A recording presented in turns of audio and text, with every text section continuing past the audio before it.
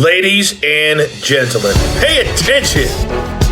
This is your boy, the coach from the WWE. I would like to welcome you to the very first wrestling podcast in the world to take you on a weekly deep dive into classic matches along with legends of the squared circle. Enjoy the discussion. Enjoy the back and forth. There's so much to get into. Ladies and gentlemen, this is The Payoff.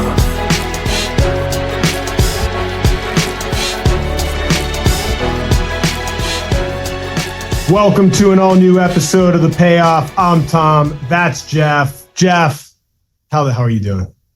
I'm feeling pretty good. You know, we're kind of in a weird little summer's good, you know, but it's ending. School's back some places. We're getting, we're kind of in between shows here. SummerSlam behind us. We got a few weeks still till Clash in Paris, but we're still, on the post show SummerSlam ourselves, kind of covering a little bit there still. So, feeling good though. All right. Well, Look, it's a Rockers match. It's a Shawn Michaels match. Our friend of The Payoff, Marty Jannetty's involved in this match. So nothing but good things. How did you find this match? Yeah, absolutely. This, of course, it was just kind of, I always like to sprinkle in Shawn Michaels match for you every once in a while when we can. And Rockers, it's just an added bonus when we were able to do that. So kind of covering that. Also, SummerSlam, like we have covered, I was kind of looking back, we've covered a lot of SummerSlam matches over, this is now our 313th episode. And we've covered a decent amount of SummerSlam in that time. And so since it's just a couple weeks ago or behind us, SummerSlam, why not kind of stick with that? We're trying to stay seasonal around here and have not really covered. I know, I'm sure we have some Power and Glory fans out there too, somewhere in the world that enjoy listening to us. So why not cover, trying to sprinkle in some new people here as we kind of the second half of 2025. All right. Well, I'm looking forward to covering this one. I say we get right into the build. Oh, it's time for the build. All right, man. Philadelphia, the Spectrum, August 27th, 1990. So, for many, many years, we did SummerSlam late August. I felt like it always coincided, at least for me, the day before the first day of school, which was horrible because, mom's like, oh, you need to get to bed and it's the first day of school. And I'm like, well, I want to stay up till 11 o'clock at night and watch SummerSlam. And oh, by the way, gotta watch Warrior Rude. Yeah. Oh, and by the way, it's $30 for it, which is like probably $75 in today's money. So yeah, I mean, it was a hard sell for this. And I think there may have been years where the agreement was we would get like the replay because, and of course you didn't know the results, which is pretty wild. So 1990 Philly, crowd of almost 20,000 there. Dark match was Shane Douglas defeating Buddy Rose. And we've covered the main event of this show before. The match we're going to cover was next.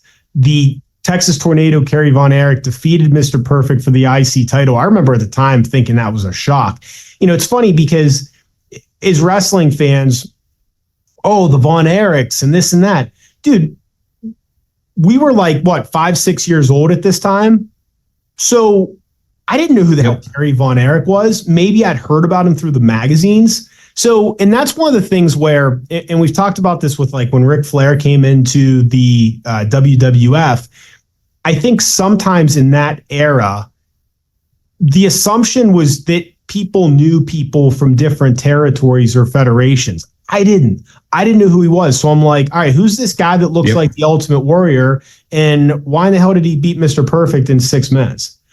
I didn't know the story, the history, the family, the NWA championship where he beat Ric Flair. Like I knew none of this. So sometimes no foot.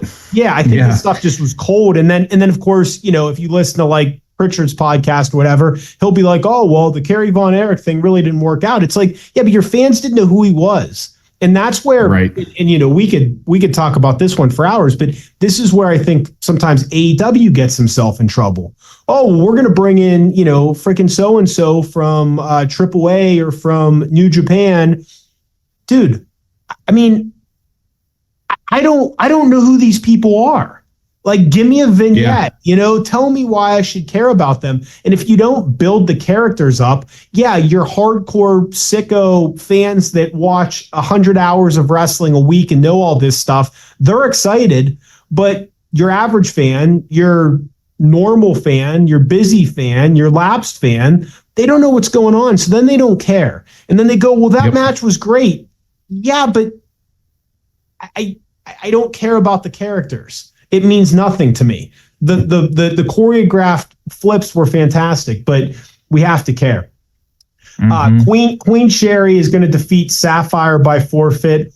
Warlord is going to defeat Tito Santana in a quick match. Heart Foundation win the tag titles, best of 3 against Demolition. Jake Roberts and Bad News Brown go to a DQ. Jim Duggan and Nikolai Volkov defeat the Orient Express. Savage is going to defeat Dusty Rhodes in 2 minutes. I did not like the use of Randy Savage at this point. And I felt like for as much momentum as he had, this was a bad year. All of his great WrestleMania matches, and then we get to WrestleMania 6 and it's Dusty Rhodes. And the feud just didn't hit. Another example of we bring in Dusty Rhodes. Dude, I didn't know who Dusty Rhodes was. Yep. Oh, how could you? If you lived in Atlanta, you knew who he was. I didn't. I'm like, okay, this is just some goof in polka dots. I knew nothing about the guy till years later. Hogan makes his return, defeats Earthquake by count out. We had to keep that feud going for the house shows. And then the main event, Warrior retains against Rick Rude, very good steel cage match. The problem with that match and that feud is we had already seen it before.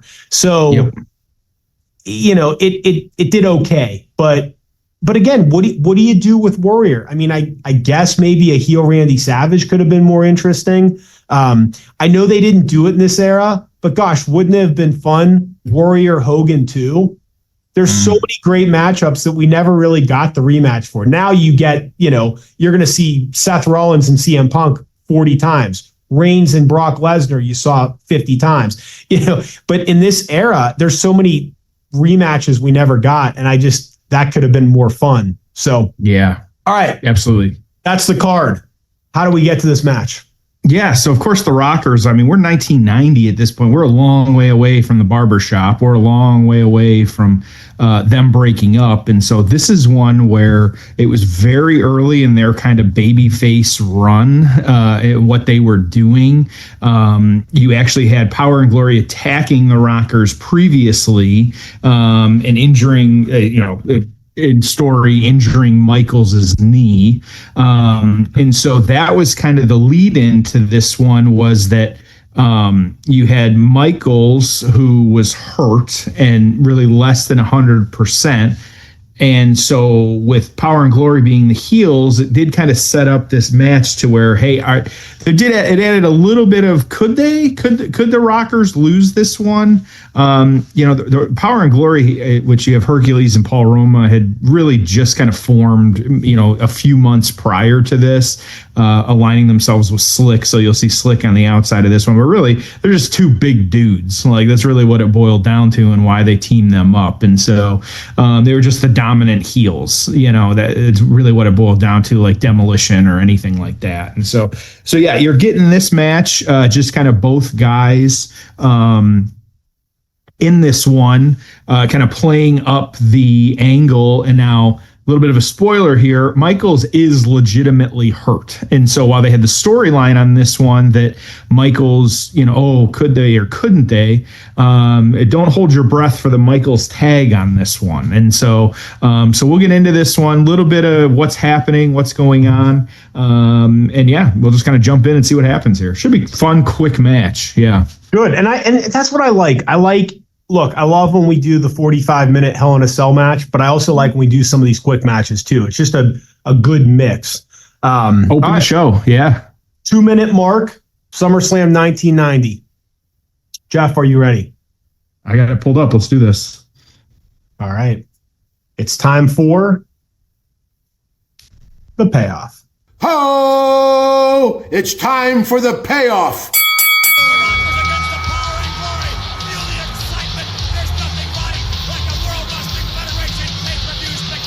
Great All right, music. Vince is on the amped up, commentary. man. Yeah. Vince is hyping this show like his financial future's on the line. Yep. Okay, so Hercules, that son of a bitch, just takes out Shawn Michaels' knee. All right, we're off and running here. Shawn's hurt. Marty's in the ring. The fun thing with Vince, I always thought on commentary was a couple of things. First of all, I mean, this is his company. His livelihood is on the line. So, I mean, he really, really, really wants you to be bought into the storylines and buy the pay-per-view and do whatever. So I always thought that was fun. And then he, if you listen closely sometimes, I mean, he's the one that created these storylines, with Bruce Pritchard and Pat Patterson and whoever else in his backyard. So like sometimes when he's talking about things, like you can hear the passion, like as if he was like booking them, which I always thought was fun. So, all right, Marty's doing his best here. We've never covered a Power and Glory match before, Jeff. We have not. No, like I said, it's a short-lived tag team here. Yeah. So Hercules is the power of the equation. Yes. Paul Roma is the glory of it. They put these guys together this year in 1990. I thought they were good, man. Just a good old school heel tag team. Yep, absolutely. Good look. So I don't know if we're going to see it in this match, but Slick's their manager. He's distracting them already. I mean, Marty had the 3 count. There it is. Yep. So the most notable feud these two had was, in fact, the Rockers. They had a feud with LOD where they were getting LOD over. They were part of the $1 Million team at Survivor Series 1990.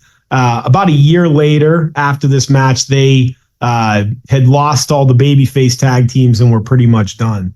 But I thought they were a good tag team. I mean, I always enjoyed them, and I mean, this is often referred to as the golden era of tag teams. Hart Foundation, British Bulldogs, Legion of Doom, Demolition, Rockers, Brainbusters, Steiners, Earthquake and Typhoon, Strike Force, Nasties. I mean, we could go on and on, but these were great. I mean, the fact that the Rockers never held the tag titles probably tells you a lot of what you needed to know during this era. You're talking about, being 10 plus tag teams deep at various times, which is just crazy. Yeah. So you got Michaels too on the outside. They keep playing up. He keeps they're kicking his knee. And so he hasn't even gotten up on the ring apron at this point. He's kind of just ringside. So Marty's carrying this whole match right now, really just getting his ass kicked, but he's also getting some offense. It's like every other match. Marty carried it. Right. He's the, he's the Shawn Michaels of this tag team, not the Marty Jannetty. At this point, I think the wrong guy got the push. I think the Heartbreak Kid should have been Marty Jannetty. I think Marty Jannetty should be running NXT right now. I think Marty Jannetty should have wrestled The Undertaker at multiple WrestleManias. There you go, man. Tell me I'm wrong, Jeff. Go ahead. I'm sure he wants to as well. Well, we saw him not that long ago. Some videos of him rather. He was moving well, looked okay. And Marty going for another roll up here. Well, and you know my feeling on Marty, but here's the deal is, look, he was his own worst enemy. We know that. He's admitted that. I understand that. But remember, to me, he was dead on arrival. Why? Because he never got a new gimmick. And that's where, so they break up. Shawn Michaels, the Heartbreak Kid. He's with Sherry, the red and the black, the theme music. Great. Marty needed that as well.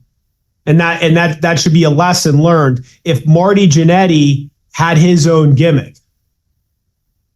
I wonder anything, because then perception would have been, he's moved on, he's doing something. So he never had a shot because all he was is one half of the Rockers. And he kind of looked, here you go, Marty off the top. Fist drop all the way across. That's got to be it. Nope. So the thing with Marty is I always thought he looked like a complete doofus. Because, all right, so Shawn Michaels puts him through the barbershop window, and what does he do? He comes back with Rockers ring gear, Rockers music, and he looked like a moron. If he would have come back I mean, anything, black pants or an edge to him. Yeah. Yep. Or a haircut. Anything to be different, would have been really good. It'd be a good question. Or he's a heel, or he comes back as a heel later. I mean, anything, any better presentation. It'd be a good question. The guy could work. Yeah, to ask him next time you talk to him of what would he have wanted? Like, did him and Vince ever have conversations about what it could look like of like a character change and kind of doing something different? And what could he be? Because, he still had the Rockers music and all that. And so I'm sure he has some ideas. And I always thought he had a really good, this might be the finisher here. This is their finisher. Great finisher, yep. A suplex off the middle rope to a frog splash, kind of, Power and Glory get the dub, open the match, or open the card. Jeez. That is a badass finisher, by the way. And again, Michaels gets thrown into the ring now. They're beating up on his knee. Got to be they keep hitting his right knee, so it's got to be his left one that's all messed up. What do you mean? His right knee is the one that's hurt. Right, exactly. So great little. I like this face move with Marty kind of trying to cover up the leg so they won't attack it anymore. That's really cool. So I was curious when the Rockers broke up. It wasn't for another almost 18 months after this. Yes. Yeah. So 1992. So yeah. Yeah. Okay. All right. So fun opener. Told a story. Power and Glory has a badass finisher. They're actually not wheelchair, stretchering off Shawn Michaels. You didn't see a lot of stretcher jobs during this era. So no, they're really, really selling it. Jeez. Okay. All right. Let's get to the aftermath. Ho! It's time for the aftermath. All right. What do you have here? Yeah, not bad. I think in terms of storytelling, this was really good. Like, when's the last time, or it's rare to see a tag match and one of the participants never gets tagged in. He's never even up on the ring. Like, that's how much he's injured and kind of how they're playing it up. And so I think that was really good as kind of how they played it up from that one. Just fun little opening. Like, hey, if you're there live, or even if you're just watching and they're trying to get you hooked, like, this is a way to do it. It was a really good opening match. And isn't that always a knock? Is like, if you're trying to tell a story, then it ruins the match or whatever. I'm like, no, they did both. Match was good. Story was told. We're in and out in 10 minutes. Great way to start a show. Yeah. So the aftermath on this one, like you said, it was actually a 6-minute really squash match of Marty, but it's hard to say squash because he did get some offense in there. He did have some pin attempts. And so, but he took the beating on this one because Michaels wasn't in there, like I said, with the torn ACL. So Michaels actually took some time off after this one because of the legitimate knee injury. They came back later that year. Like you said, they never won the tag titles. There was the non-television event, but we don't talk about that. And so, but then, of course, in early 92, like we said, it was at the barbershop and the breakup. So Power and Glory. Your prediction, do the Rockers as a tag team go into the Hall of Fame? I would hope so. Man, I do too. Like, I really, really, really hope so. My fear is Shawn says, look, I want nothing to do with this guy. Like, don't even bother.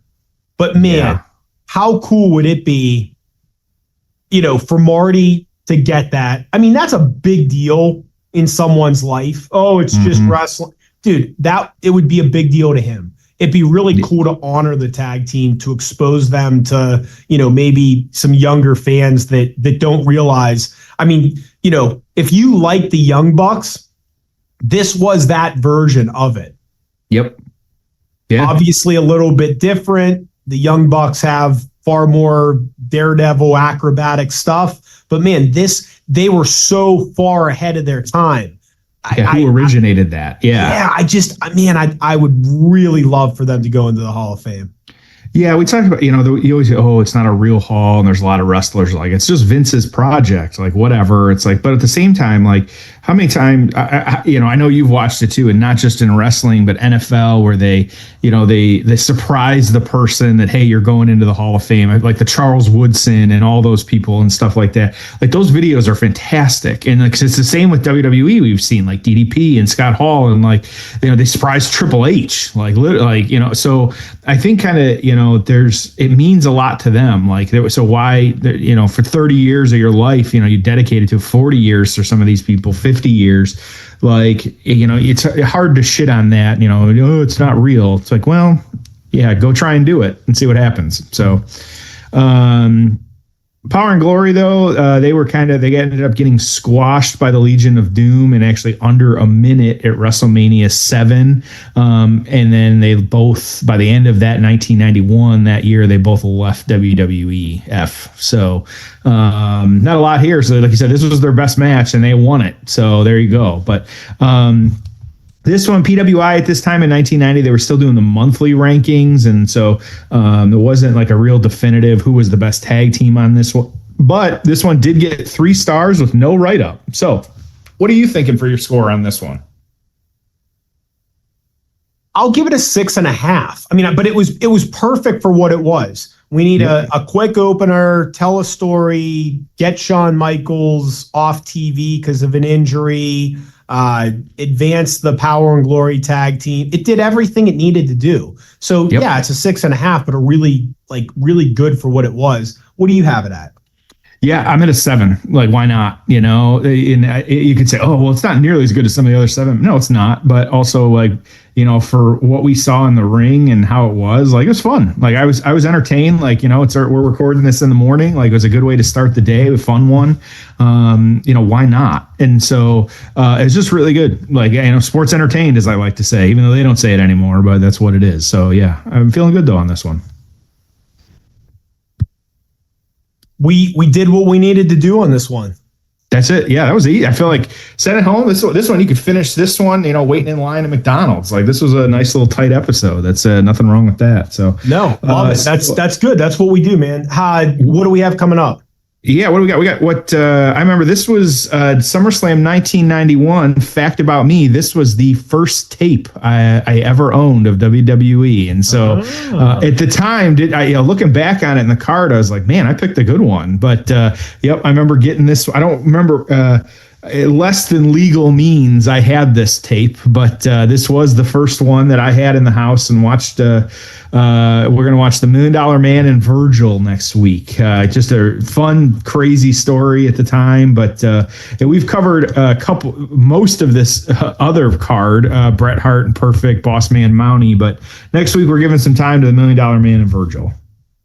I just remember the crowd being super, super hot for that one. So. Yep. Okay, good. I'm pumped to cover that one. All right. Good. As always, we appreciate you listening. We'll see you next week on an all-new episode of The Payoff.